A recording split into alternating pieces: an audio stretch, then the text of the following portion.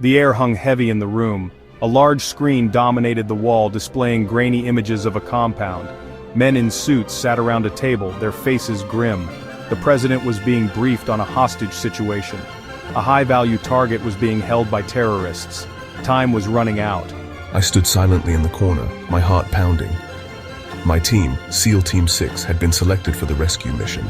It was a suicide mission, everyone knew it. But we were the best, the tip of the spear. Failure was not an option. The president turned to us, his eyes filled with a mixture of hope and despair. "President, bring them home, gentlemen." His words hung in the air, heavy with the weight of responsibility. We nodded, our faces stoic, but inside, fear gnawed at our resolve. This was it. This was our moment. The tarmac was cold and unforgiving beneath my boots. The roar of the C-130's engines filled the night, a deafening symphony of impending chaos.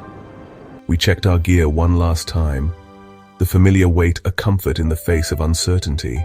My wife Mary stood at the edge of the tarmac, her face pale in the moonlight. Her hand rested on her stomach, barely showing the life growing inside.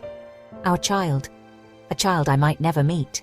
I pulled her close, the scent of her lavender perfume a painful reminder of all I stood to lose. "Come back to me," she whispered, her voice choked with tears. I kissed her, a promise sealed with salt and fear. I boarded the plane, the metal ramp a drawbridge to the unknown. My brothers in arms, their faces etched with the same mix of fear and determination, offered silent nods of solidarity.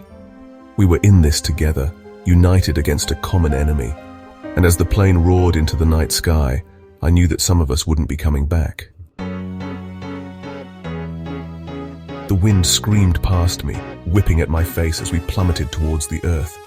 We were halo jumping, a risky maneuver designed to get us behind enemy lines undetected. But tonight, something felt different.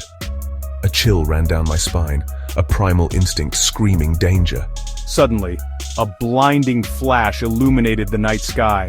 An explosion ripped through our formation, tossing us like rag dolls in the wind. Screams filled the air as my brothers were ripped from the sky, their parachutes blossoming like macabre flowers against the moonlit clouds.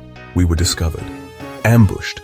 The ground rushed closer, a dizzying tapestry of darkness and swirling dust. I hit the ground hard, the impact knocking the wind out of me. Adrenaline surged through my veins as I scrambled to my feet, my rifle a lifeline in the chaos. But it was too late. The compound was swarming with enemy combatants. Our mission, our lives were hanging by a thread. The memories haunted me. The screams of my brothers, the sickening thud of bodies hitting the ground, the look of terror in the hostages' eyes as they were executed. We had failed. And the weight of that failure crushed me, leaving me a shell of my former self. I was discharged, my body scarred, my soul even more so. Sleep offered no escape, only a relentless replay of that nightmarish jump. The doctors called it PTSD.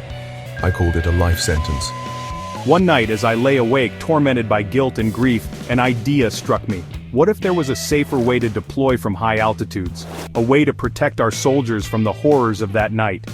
The idea took root in my mind, a seed of hope in the barren wasteland of my despair.